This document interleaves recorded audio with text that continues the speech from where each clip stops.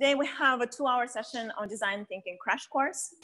We have around 1, 2, 3, 4, 5, 6, 7, 8 people here offline and around 17 people here online. So that's why I'm sometimes talking like this. So don't think I'm crazy. I'm not talking to myself. I'm talking to the online people. It's a little bit of a weird setting. It's also something that I'm doing for the first time in the sense of having online and offline. So it might be a little bit challenging, but I have my co-facilitator here, Nam from ThinkZone, who's going to help me to answer questions of all the people who are stuck or have some challenges online. So please feel free, make use of the chat. I'm going to have a look at the online chat from time to time just to see if there are any other questions. But other than that, for the guys who are online, I will focus on the session here offline. And then when there are some activities happening, I will make sure to check the chat and answer your questions. Okay, so we have a design thinking crash course. Has anyone heard about design thinking before? Did you work also with design thinking before? Okay, so there are some people who worked a little bit with design thinking. So welcome, first of all, everyone to this session. My name is Catalina. I'm the head of the Accelerator Program at ThinkZone. So on my day-to-day basis, I work with entrepreneurs and startups to make sure that they follow a good product development and customer development process. And within my work, I use design thinking a lot. And I teach also design thinking to a lot of entrepreneurs and other ecosystem partners here in Vietnam and then around the world when I'm not in Vietnam. So design thinking is really, for me, when I learned design thinking in school, it was very theoretical and it kind of made sense, but it's from my experience after practicing a few years, I also understood that design thinking in practice is sometimes quite different from the theory because you actually go through the challenges and the questions yourself. So this is why today's sessions is designed to be very practical. So it's good that you guys sit with partners because today we're going to work with partners and try to practice design thinking ourselves on your own problem. So it's going to be a mini design thinking challenge for you today to go through the whole process. And I'll explain and I'll guide you throughout the process. So how you will learn today, again, practice, you will work with partners, and at the end, we'll have a little bit of a theory on design thinking to give you some examples of how design thinking has been effective or how other products were ineffective because they didn't apply design thinking. Okay, so let's move on right away to 2 questions. So what does design mean for you? And how do you think design might work for you?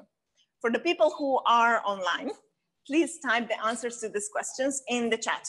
Okay, so people who are here offline, just take a few seconds and think, when you hear the word design, what do you associate it with? What do you think of when you think design? Just shout some answers, really, there is no right or wrong. Creation, okay. Organizing, okay. Okay, yeah, prototyping, yes. Art, okay. Form, yeah. Okay, let me quickly check the chat and see what other people say here. Okay, no answers coming in yet. Okay, one sec. Okay, so some people say well thought, creative product. Okay, so when we think of, can you, okay, cool. Sorry, I have to juggle between different activities here. Okay, so when we think of design, many times people associate, as you guys also said, some of you, art, you know, it's creativity, it's creating, it's something innovative. We many times associate it maybe with, you know, interior design, let's say, or fashion design, things that artists usually do. So like we associate it more with aesthetics. But actually, if you think about design, everything around us is design. This table has been designed. Those chairs have been designed. Your clothes have been designed.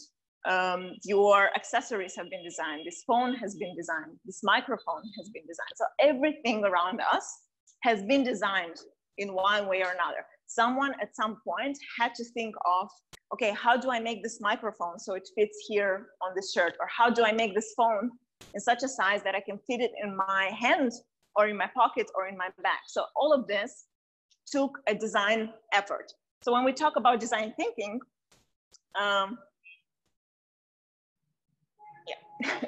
one sec.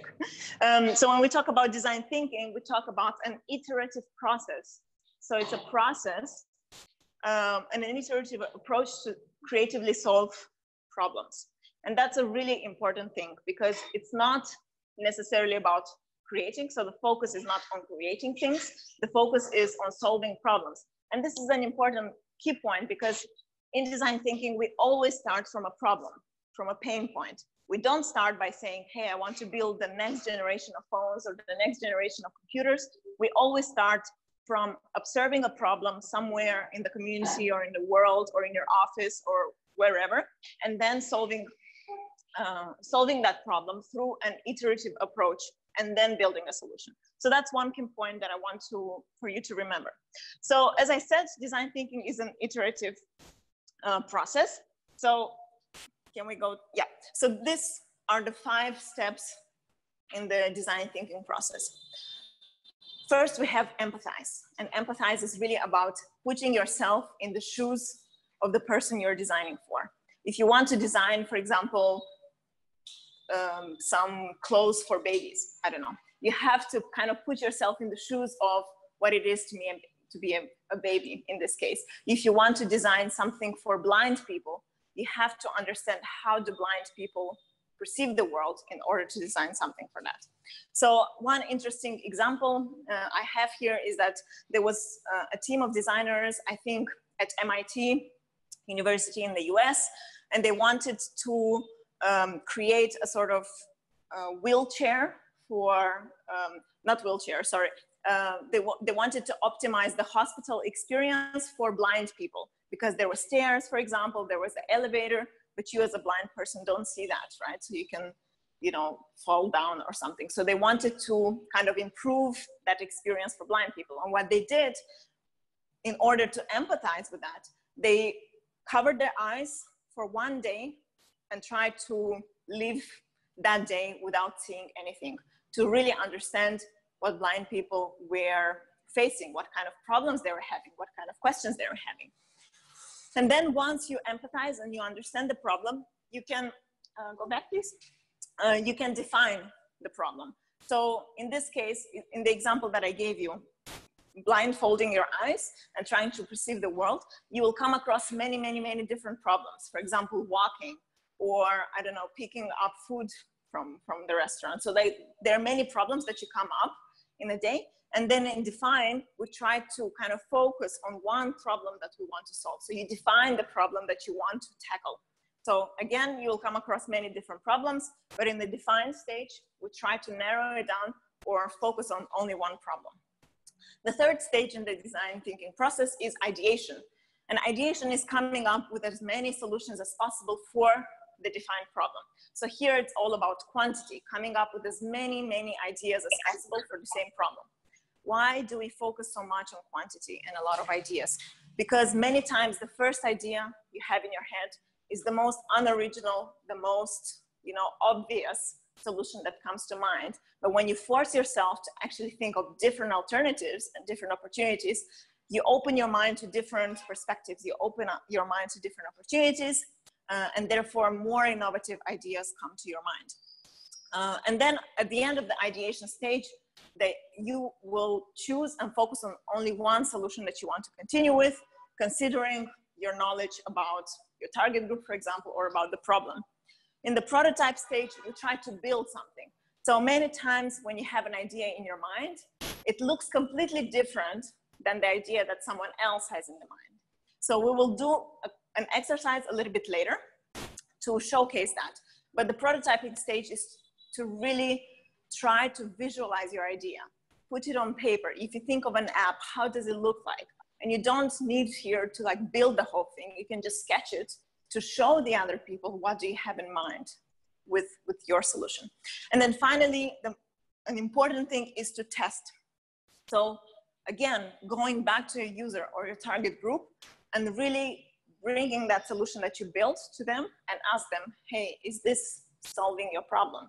Is this idea good for you? Are you going to use it? So this is a really important step of constantly testing with your target group. And one thing I want to mention, and we'll go over that a little bit later, is also that it's not a linear process. So for example, when you test here with your users, you actually gain empathy again. You gain a deeper understanding of your user, a deeper understanding of the problem. So it's really a circular process. So it's not step 1, 2, 3, 4, 5, but it's more like a circle, and it keeps going on and on and on. So the 2 key principles at the core of design thinking is empathy and experimentation. So empathy is, can you move to the next? Okay, so empathy is really, as I said, seeing the world through the eyes of your target group. The problems that you solve for others are not necessarily your problems, and your understanding of those problems are many times completely different than how the actual people perceive their problems. And experimentation, as I said, it's really about testing your idea. So every time you sketch something or you build something, it's important to go back to your users, test it before you make the next step. So it's really taking the small steps to validate your idea early on. So why is design thinking important? So I want to share with you a few key benefits of how different organizations from startup to big corporations apply design thinking and found it useful for themselves. So there is an IBM study done two years ago on how design thinking benefits organizations. And they found out that teams that apply design thinking and are adequately staffed with design talent, and by design talent, again, we don't mean people who can draw, but people who creatively solve problems, are getting to market twice as fast. So they are much faster in their product development process, and they're putting their product out there much faster. Second is that teams that apply design thinking are seeing as much as 75% reduction in design and development time. So reduced costs. Why? Because you constantly iterate, you do something, you test it with your target group, you validate, and then you build. And that's a really important step. So instead of, building something for 1 year and then putting it out in the market, you actually do small iterations. So for example, every month or every 2 weeks, you release something, you test it with your target group, and then you improve and iterate.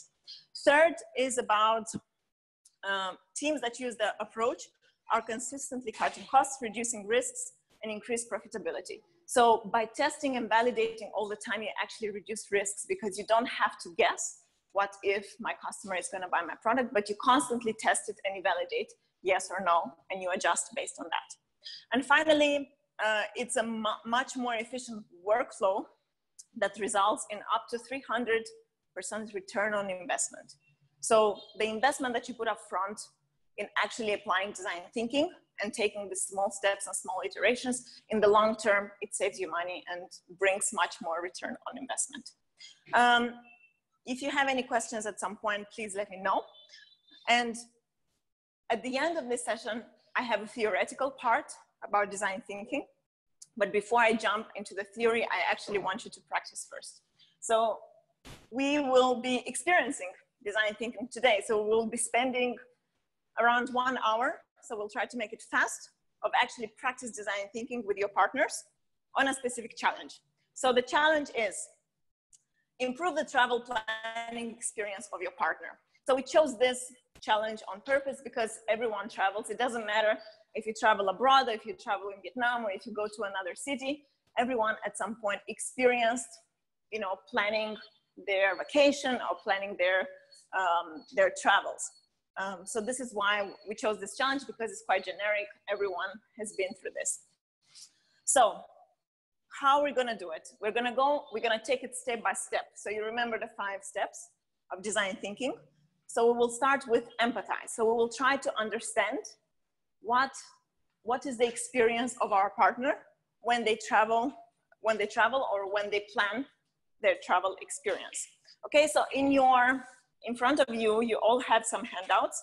I hope the people who are online, also printed, or at least have digitally a handout in front of them and are able to work with that. So within this handout, you guys have, one sec. An overview of the different steps, right? So we start with step 1, 2, 3, 4, and 5. So you will have a few minutes to do each step. Don't worry, I will guide you in all this process so you're not going with your eyes closed, basically.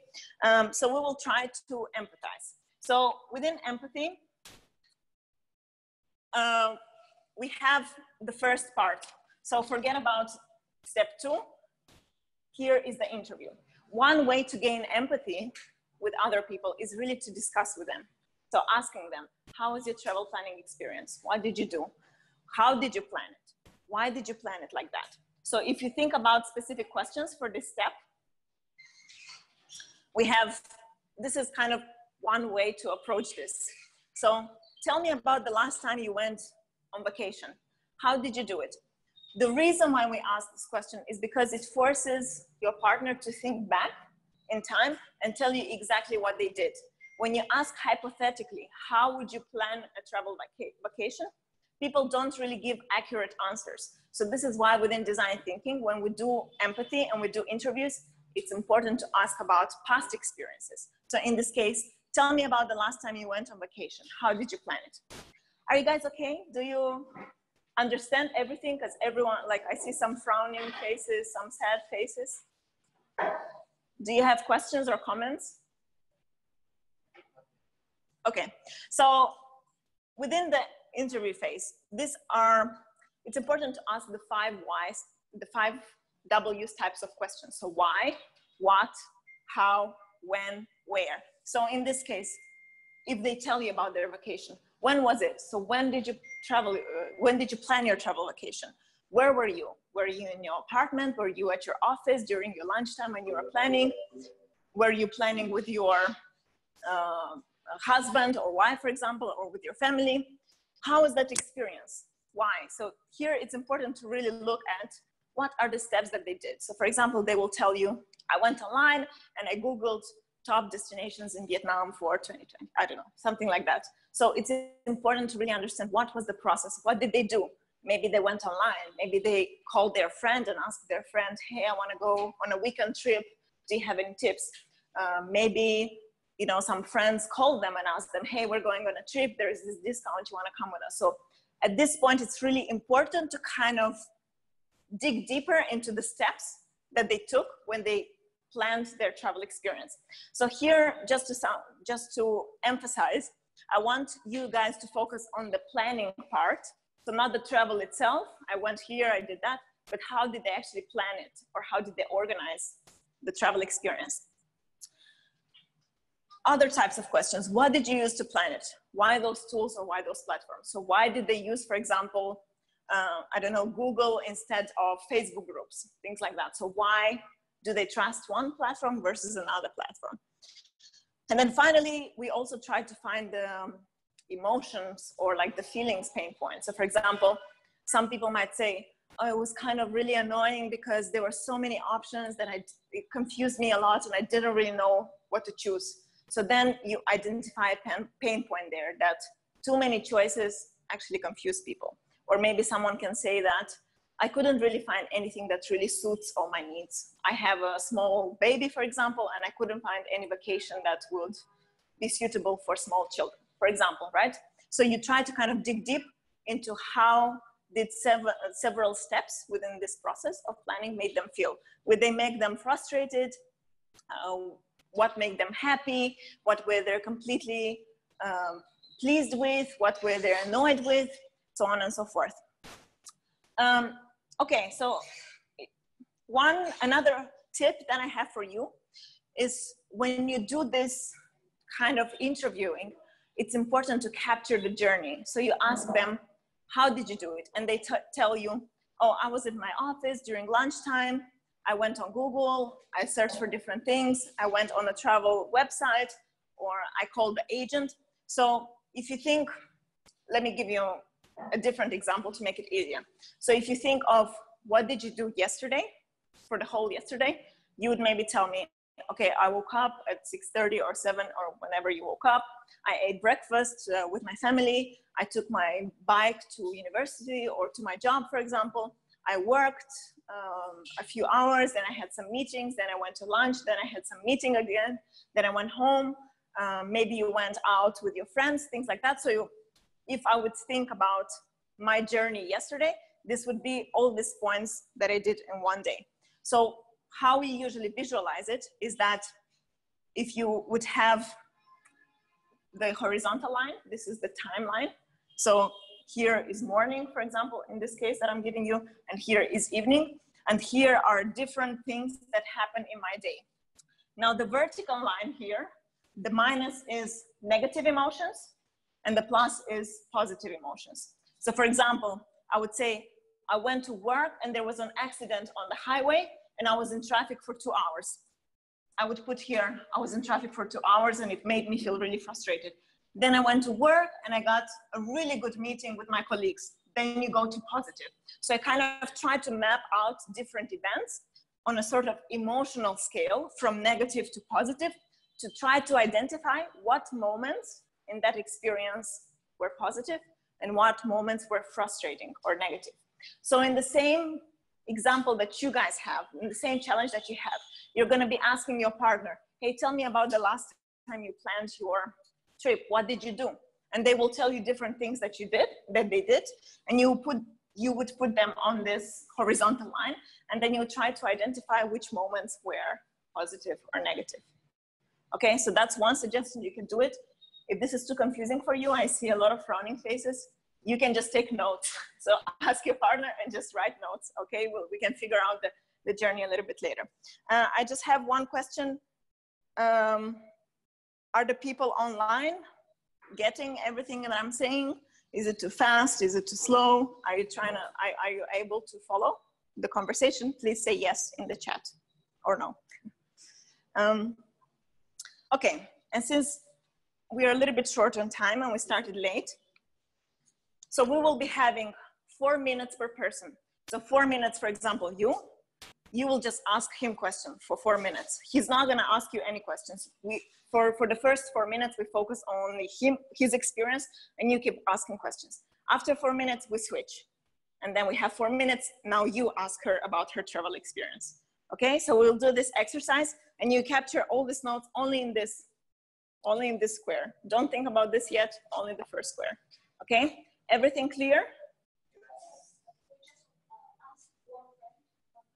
Yes, so you work together. Now you're gonna try to improve the travel experience of each other through design thinking process. Okay, so if you don't really feel confident about not knowing what to write, you can use the Post-its and just attach them here, just in case you're not sure if you should write on paper yet or not, I don't know. So we're gonna have 4 minutes. You choose which one is partner 1 and partner 2. So choose between yourselves who wants to be partner 1, who wants to be partner 2, because throughout this process, I'm gonna say partner 1 asks questions to partner 2, and then we switch, partner 2 asks questions to partner 1. So kind of agree within yourselves who wants to be number 1 and who wants to be number 2, okay? Okay, so now we're gonna have partner 1 asks questions to partner 2. Is that clear? Okay, 4 minutes on the clock. I'm gonna be very strict. This process is gonna feel really fast. It's gonna feel really pressure. It's gonna feel a little bit awkward. But the reason why we're doing this is because I want you guys to go through the process and to actually experience it, okay? So I'm gonna put 4 minutes on the clock. The people online arrange breakout rooms. So 4 minutes starts now. Now what we're trying to do is to dig deeper. So in the journey, or like in the previous interview, people told you maybe some interesting insights, you know, like maybe there were moments when they felt frustrated or sad, or maybe they felt anxious about something or overwhelmed, right? So in all that information that they told you before, there were several moments of like really happy or maybe really sad that now we're trying to dig deeper into. Just 1 second. Okay, so the idea now is that you basically pick a moment in the whole story that they told you before, where you try to get to the root of the problem by asking why. So if they say they felt frustrated or overwhelmed, you keep asking why to try to understand what's the reason behind it, to get to the root of the problem. If they had no negative experience, only positive experience, you can still try to unpack that positive experience. So if they said that everything was smooth, everything was perfect, you can still ask and try to understand what made it perfect, what made it so smooth, because this will also give you clues in the future of what kind of things are making your partner, in this case, happy about planning the travel experience.